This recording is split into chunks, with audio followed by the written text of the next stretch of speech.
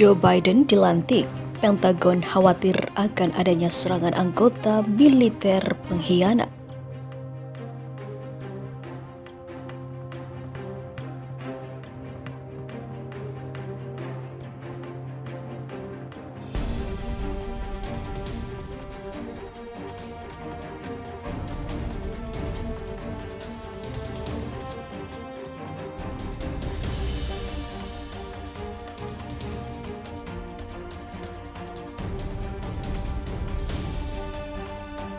Joe Biden akan segera resmi menjadi Presiden Amerika Serikat yang ke-46 dan masuk menduduki jabatannya di Gedung Putih. Pelantikan Joe Biden dilaksanakan pada Rabu 20 Januari 2021 di Washington DC, Amerika Serikat. Meskipun begitu, berbeda dari inaugurasi sebelumnya, tahun ini pelantikan Joe Biden penuh dengan persiapan militer. Ini karena adanya dugaan serangan militer yang akan terjadi pada saat pelantikan dilakukan. Dikutip pikiranrakyat.com dari Daily Mail, Pentagon mengkhawatirkan adanya serangan dari para anggota militer yang berkhianat pada negara. Hal itu ditujukan oleh adanya satu orang tentara cadangan dengan lisensi pengamanan VIP yang ditangkap karena diduga terlibat dalam penyerbuan Kapitol pada 6 Januari lalu. Selain dia, Pentagon juga masih menyelidiki setidaknya 22 orang anggota atau mantan militer Amerika Serikat yang diduga memiliki keterlibatan dalam penyerbuan itu.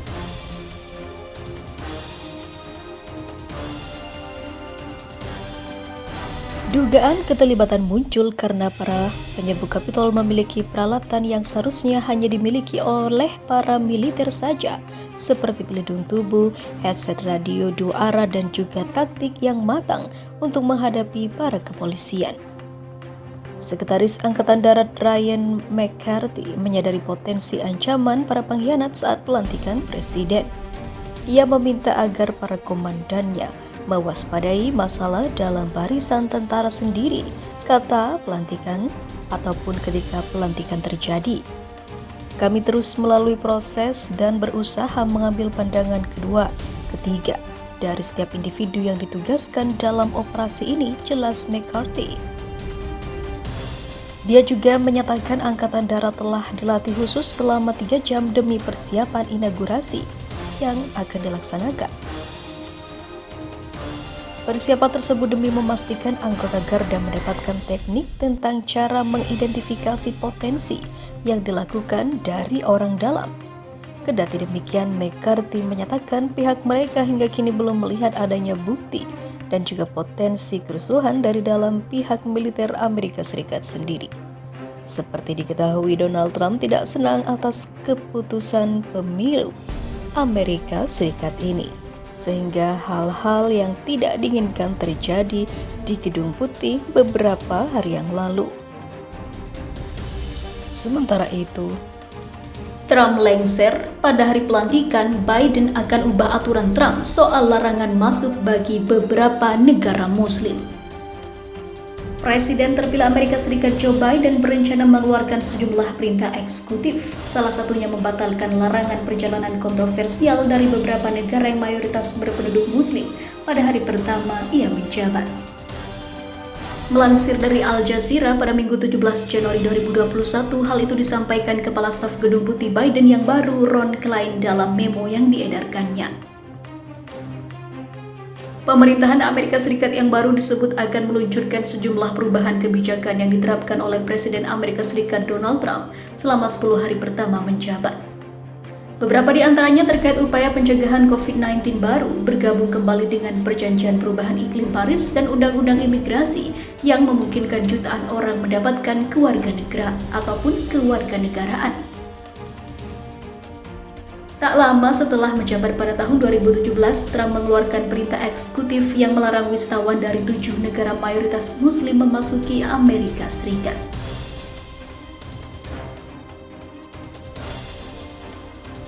Namun perintah itu dibuat ulang beberapa kali di tengah gugatan hukum dan versinya dikuatkan oleh Mahkamah Agung pada tahun 2018 lalu. Kebencian. Para pengamat mengatakan larangan tersebut dapat dengan mudah dibatalkan. Pasalnya aturan itu dikeluarkan dengan perintah eksekutif dan pernyataan resmi presiden ataupun presidential proclamation. Namun tuntutan hukum dari lawan konservatif dapat menunda proses tersebut.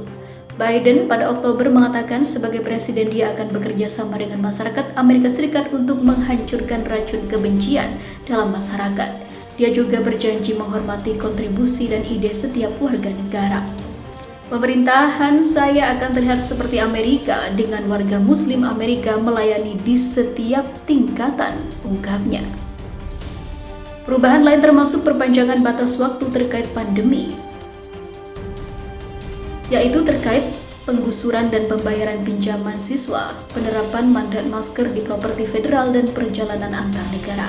Pemerintahan Biden juga menyiapkan solusi untuk menyatukan kembali anak-anak imigran yang terpisah dari keluarga mereka. Biden berencana untuk mengajukan undang-undang baru untuk menyediakan naturalisasi kepada 11 juta orang tidak berdokumen yang saat ini tinggal di negara itu. Dalam 100 hari pertamanya menjabat, dia juga berjanji memvaksinasi 100 juta orang.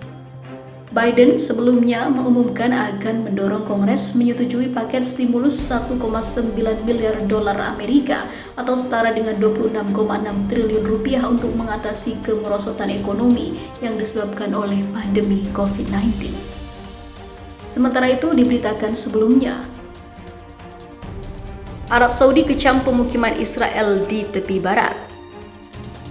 Arab Saudi mengecam keras persetujuan yang dilakukan Israel untuk membangun lebih banyak pemukiman di tepi barat.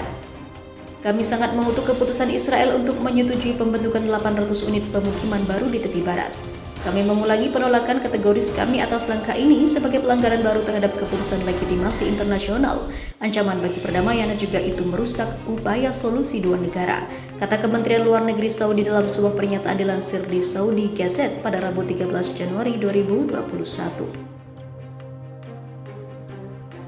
Senin 11 Januari lalu, Israel mengajukan rencana untuk membangun 800 rumah pemukiman baru di tepi barat yang diduduki. Kantor Perdana Menteri Benjamin Netanyahu mengumumkan langkah itu. Mereka mengatakan rencana itu bukan mencakup hadirnya 100 rumah di sebuah pemukiman di mana seorang wanita Israel terbunuh bulan lalu. Dalam serangan yang diduga dilakukan oleh seorang penyerang Palestina, ungkapnya. Israel merebut tepi barat dan Yerusalem Timur dalam Perang 1967. Wilayah tersebut diinginkan Palestina sebagai bagian dari negara mereka di masa depan mereka. Hampir 500.000 orang Israel tinggal di pemukiman yang tersebar di tepi barat. Palestina memandang pemukiman ini sebagai pelanggaran hukum internasional dan hambatan perdamaian. Penilaian ini didukung secara luas oleh dunia internasional. Kementerian Luar Negeri Otoritas Palestina lantas mengutuk pengumuman terbaru itu. Palestina menuduh Israel berpacu dengan waktu untuk membangun pemukiman sebelum Presiden Donald Trump meninggalkan jabatannya sebagai Presiden Amerika Serikat.